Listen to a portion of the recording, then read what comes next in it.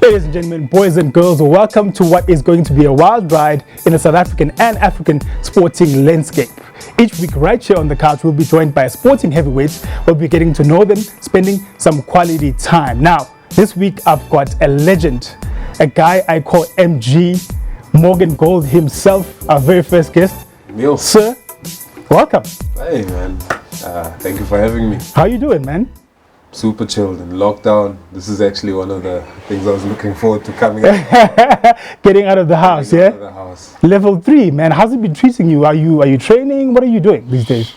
I'm trying to hide my tummy here. Yeah, it's actually been good, you know, just rekindling everything with the family because I've been away in Cape Town. So yeah, for me, it's happy days. Yeah. So every time you're chilling with the family, you kind of tucking your tummy in. Nah, let go, my man. The fam knows about that. That's the real part of me. Yeah. If the fat hangs, the fat hangs. But that is 20 years in the Premier League, my man. yeah, it's been a while. Yeah. So a lot of people don't know, actually, you're the founder of MG Apparel and MG Cares. We obviously know you for your football talents, but you've established those two brands. Where did that start and where do you hope to take it? Well, it started off as, it's a bad way, but it was complaints, you know, when you come from so disadvantaged area like Soweto. Yeah.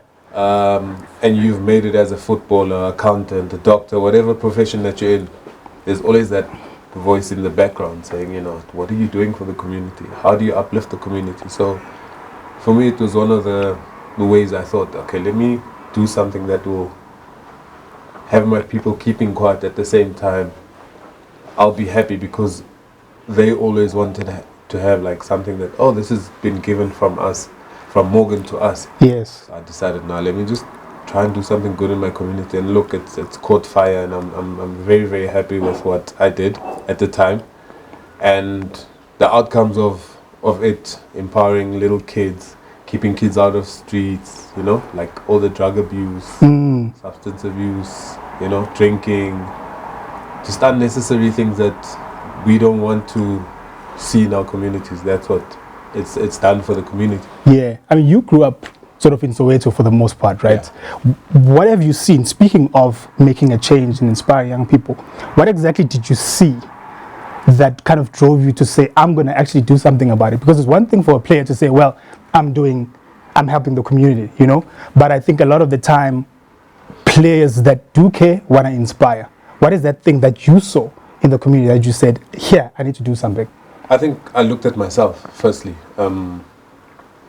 If I didn't have the opportunity to play football, God knows alone that what I would have been, you know? So for me to break out in that tough environment, and my parents did a very good job, which is my grandmom and my mom. They did a very good job to keep me out of the streets. If I never had that, the first set of role models being those two in my life, I think I would have been one of the kids on the streets, drugs, alcohol. Yeah. Because that's the first role models that the kids on the streets see. So I wanted to change the narrative and say, you know what, if they have something else to look at, and something to look forward to at the end of the year, saying, MG is having a tournament, I'd like to be fit, I'd like to be ready. He knows a lot of people that come to watch the games and interact with the kids. One or two kids will make big changes in their life, just interacting with those type of people. So for me, it was more of just looking at my story and taking my story and just showing the world that you can become someone if you just make that small change. That is really inspiring, man. That is something right there. But I know exactly what you'd be doing if you weren't playing soccer. That is Ichama Lasekas. This guy. No, this is your personality has always been like that, though. This is after Nivea and all the other things, you know. So yeah, I think for me it was just, you know, you just need to look after yourself, and I took it in my stride to when I upgraded things. But Morgan, there's looking after yourself, right? There's looking after yourself. Then there's Morgan Gold. Those are two very, very different things. You know, this is Morgan Gold right here. Come on. But I think you use that brand, or that image rather, for the better, because now you've founded obviously MG Apparel, Yeah. and that to me seemed like, as somebody who knows you a little bit, it seemed like a natural transition. You know, you already had that image. You're a tall guy, very well built, and so on. And then you decided to go into the apparel game. Talk to me about that. And was also the thought process, was it sort of, I want to have something to do even after football, so I want to start a business to make sure that I sustain myself going forward? So I think if we take a little back to MGKs, MGKs is the reason why MG Apparel exists. Ah. So I decided to then produce caps, sell it to the community or to anybody, and a percentage of that would obviously fund the MGK stuff. Anything, Yes. whether it be the tournament, or it being there's kids that need school shoes, or whatever, you know. Yeah. So for me, that was one baby gave birth to the next. So for me, that's something very close to my heart that I'd like to continue with, and I'd like to see growing bigger and bigger, and just helping a lot of people that don't have the means to, the minimum means to get like sanitation, water, electricity. You know, like I won't change the world, but the little that I can do with the little that I have will make a difference. Well, I think it does change the world, actually. In your own way, you are changing your community. Yeah. You're changing the mindset, business. You're changing the mindset of different players as well, that are in the league, that are looking at you, having gone through this road, and saying, hey, maybe this is also the road to take. But I've got a bone to pick with you, because even today, I don't have any MG apparel, no cap, no t-shirt, nothing. Okay. Where's my stuff? Okay. Morgan? Let's make a deal. Let's make a deal. What's the deal? You teach me a bit of basketball, Yes, sir. and my payout to you would be, I'll kid you out. Listen. I'll kid you out. The whole You guys heard it. You heard it from the horse's mouth. It's gonna happen. You're making the deal now, ne? Yeah, We can't shake on it, because obviously, okay. social distance. But we'll do that. Yeah, we can do that. Man, you spent 20 years, pretty much. 2001 you joined Jomo Cosmos, and you haven't looked back. That's been a long career. Not a lot of guys are able to do that. How did you sustain it for so long, especially having gone through injuries and so forth? 20 years is no small feat, eh? Yeah, I mean, there's people have done it for longer, you know. I'm just very thankful that I had the mindset that I had, and all the challenges and that I've been through has made me stronger as a being. Early on, we had a discussion of like the World Cup 10 years ago, you know, like just my blood just boiled, because World Cup would have meant something different to me 10 years ago if I had partaken in the World Cup, you know. Sure. But you can't look at that and now be despondent and say, What actually happened with that story, if you don't mind sharing with us? Why does it irk you so much? Why does it, when you talk about it, I can feel that your emotion kind of takes over? 3 weeks prior to the World Cup starting. This is 2010, the 2010 World Cup, right? Yeah. I get an injury, ankle injury. And I wouldn't say a good friend, but Swiso Miele tackled me. The last minute of the game, like we had won the league already at Supersport. He tackled me. 4 days later, the doctor tells me your recovery will take 3 months. Oh my word! World Cup starting. I think literally it was less than a month. So take me, like you put yourself in my shoes. Yeah. You are in the team for the World Cup, and you get dealt an injury like that. So for me, it was a wake-up call. At that moment in time, I didn't see it, but if I look back, that was a wake-up call to say, you know what, you're going to have difficulties, you're going to have challenges. How do you then stand up from where you're at to going forward? So I learned a lot of things. I learned how to be patient with myself. I learned how to work at my own pace. I learned how to motivate myself. So for me, that is just something that drove me continuously, whether it being I had 2 Achilles done. Yeah. I was at the height of my career at Chiefs. My first Achilles snapped. I came back. People were like, you'll never play again. Because that injury is one of the worst injuries an athlete can obviously have, right? Yeah. The late Kobe. Yes. He also had. And like, listen, there's so much stories that I used to look at, people that do different types of sports, it inspired me. So I was like, if they can do it, I can do it too. I snapped my second Achilles. Doctors told me, you'll never play soccer again. I came back, I went to Super Sport. Yes. We won a couple of trophies. I won Player of the Season. So you know, for every obstacle that you have, yes, you still need to look at the same Kilimanjaro. You say, I want to climb the Kilimanjaro. Don't look at if you have like one bad injury and you're like, I'm just going to go to the top of the mountain, Table Mountain, and that's it. Continue with your dream. Your dream is not dealt a blow. You dealt a blow. But how do you get up from that blow to go back up to Kilimanjaro? I want to actually ask you something about that, because you say such important thing. I think there's a lot of gems in there, you know, like a lot of young players could learn from that. There's something about somebody in life that keeps bouncing back, right? And in that, you speak about the late, great Kobe Bryant. He spoke about this internal monologue that you have to have with yourself as a player to be able to either keep doing it or to face challenges and keep going forward. You're a kid from Soweto, dog. Yeah.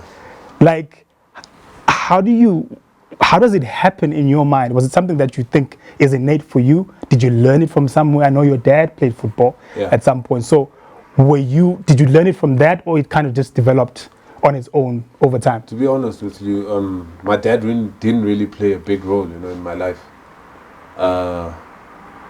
Which I think that was a good thing, because he would have taken his experiences in football and try and mold me to being the player that he wanted me to be, which is a bad thing. Sure. You can't live through someone else, because you won't know their struggles. Yes, you'd have been there before them, but you don't know the person's struggles then. So for me, it was a good thing that I grew up around my mom and my grandmom, which they inspired me a lot, because my mom used to work 2 jobs just to make us look good in the community. Yeah. My grandmom used to work like after hours. She was a chef at the Carlton Hotel, and we used to have the greatest meals, man, out of nothing. I used to have the cabbage that will literally, cabbage was made. You know, when you're a kid from Soweto, you always look forward to the meat part, and you keep the meat for the end. Yes. You're like, no, look for the meat. It's in there. It's somewhere in there, yeah. And you'll find the meat at the end. There's no meat, but that's the joy that she used to bring. Like, she make you look for things that's not there, but at the end of the day, you know, like, okay. The point was for me to finish my food. Got you, yeah. You know? So it goes back to do the small things right. The bigger things will handle itself. Got you. Is it safe to assume Morgan Gold can cook then? Because Mama you know, she was making sure that the kitchen is nice. So when you're at home, can you make it happen? Because no, man, I'll just make it happen. The way you're saying this, maybe. I'm not convinced. Boil the water so you can make, you know, that's part of that's fry an egg. Do the small things right. I said it. Do the small things right. The big things will handle itself. So I'll fry the eggs, you know. Yeah. Make the bacon. Yeah. That's the small things. Your story is motivational, man, but I'm not sure about the kitchen. Anyway, so you've won a lot of trophies, man. I mean, Super Sport, you came to Chiefs, and you went back to Super Sport again. You know, I know you're reaching the end of your career right now, but which one would you say, from a career standpoint, the trophies especially, or the League Cups, which one stands out for you? I think for me, the first one that I lifted was literally lifted myself as a captain also at Super Sport. Yeah. We're playing the Nedbank, we're playing Sundowns. And you know the rivalry between Super Sport and Sundowns. Yeah, that's the Pretoria thing happening right there. Exactly. People don't understand that. If you look at the history of the Pretoria Derby, the Soweto Derby is draw, then it's like a win in between. With Pretoria Derby, Tshwane Derby, it's win, lose. Yeah. There's no stalemate. I can imagine a Pretoria person right now from Soshanguve or Mam saying, "Mebra, we must win this thing, Mebra. We don't have time to be playing draws." Versus Atteridgeville. Yeah. Imagine those two, you know? Yeah. So for me, that was definitely... That one sticks out. Yeah, that one sticks out. But what would happen? Sorry to cut you. What would happen leading up to those games, especially because Pretoria people are so passionate, right? Like, how would you prepare as a team, as SuperSport? You're playing Sundowns Saturday, Dianza, like it's going down. How would you guys even get into that mentality? I think for me, what was key is from a Soweto boy playing for Pretoria team. I would literally, before we need to, because obviously in football we go to camp. So 2 hours before I need to get to camp, I'd take a drive, just to like see the vibe and see the people, what the energy is like, and just soak it in. Yeah, just soak it in. Like go to one of the local pick and pays in Pretoria or Hatfield or whatever. Yeah, walk in because people do recognize you, you know, and just hear what the talks are on the ground. You know? Then I'll take it to the boys. They're like, "Hey boys, listen." It's going down, yeah. Us, you know? Because they're very passionate. Exactly, they're very passionate. They love their teams. They love that the blue and white and the gold and yellow needs to be separated, like constantly. Yes. Can't sit on the fence when you're Pretoria. You can't sit on the fence. You need to be either with Sundowns or SuperSport, and that's it. So now you're in the grocery store. What things would you hear? Like, especially when they see you, because they see you're a tall guy. It's very hard to miss you. You know. Everybody wants to win. Yeah. They don't care the position on the log, whatever, but they wanna have bragging rights for the weekend, because you setting their weekend alive. Yeah. From kickoff to the whistle, when the whistle ends, my friend, it's one of those. So a win or a lose is the difference between you drinking beer and something very, very nice or champagne because you won. Find in one house there's 2 Sundowns and 1 SuperSport. So they'll be like, hey, if we beat you today, you're not eating here. If we win, like it's that whole, and it's a good energy, that good vibe, and I like it because they're honest. They give you what they want to see, what they feel. They tell it to you as it is. So if you suck, they let you know. They let you know. Even if you have a bad game, those are the best critics you can find. Speak to supporters, fans of a club. They'll let you know how they feel. No, I wouldn't expect anything less. You know, Pretoria is a great city, and it's got some real fanatics out there. But Morgan, before we close it, I'm having such a good time just talking to you, man. I'm soaking in all the gems. But before we close it, there's you know, in the era of social media, right? Players are under such a hectic microscope. You know, they have to be careful all the time what they do, what they put out on social media, what they tweet, so on and so forth. Dele Alli, actually, Tottenham Hotspur midfielder, the other day got in hot water, got a suspension because he said something about the coronavirus and somebody who's Chinese and so on, and he was actually suspended for that, for a video. How careful do players have to be at this day and age about pretty much everything that they do? Because I imagine 5-10 years ago it wasn't the case. Social media wasn't as right? And now guys have to literally be careful about so many different things: who you date, where you go have fun. I think that's like another advertising platform, because that's what you want the people to know. If you're having a good day, hey yo, Instagrammers, we're having a good day, or social media, having a good day. Having a bad day, you go there too. Hey, listen, I had a bad day. There's this incident that happened, XYZ, and people comment. So that's a place where people air out what they want to air out, and they vent. So it's important for you to, as a footballer, to know that there's things that you need to keep to yourself, and there's things that you can air out. So they must be very careful how. There's also wording is also very important. Yeah, very much. I can say I hate you, but not in that way. But I can put it in a nicer way. So people don't really look deep into saying, actually, these guys don't get along. The words actually count. Yeah. So it's very tricky. I haven't found the right way. Sort of the solution. Yeah. I don't think there'll ever be a solution, because one word can twist everything around. So they must just be careful of what they say. Rather just post pictures and tell them when you're feeling good. Rather. That's it, yeah, that's the better way to do things. Because I was thinking to myself, and why I asked that question is because what can you say? You know, if you have a problem with the coach, if you have a problem with management, if certain things maybe in your contract aren't right, maybe there's things, politics within the team, you know, what can a player say? And how does that affect you moving forward? Because a lot of guys are scared. If I say anything here, my job is gone. You get what I'm saying? Yeah. So I wonder where sort of the balance is, because the critical time for players especially. Yeah, let's look at it also that, e.g., you become a basketball coach. And Yes. decide. We then meet up in the later in life where you become the coach and I become the player, and I had spoken, hogwash about you. About you, yeah. How are you gonna take that? You Stuff. come back and say, Stuff. okay, I'll show you. That tweet that you did like 10 years ago, is still playing in my mind, because bad media sells. And you remember the bad things people say about you. I like the good things, so Got you. it catches up with you. Sure. So, lastly, I'm a kid. I'm 12 years old, 10 years old, 8, whatever. I want to be like Morgan Gold. I want to play for Super Sports. I want to play for Chiefs.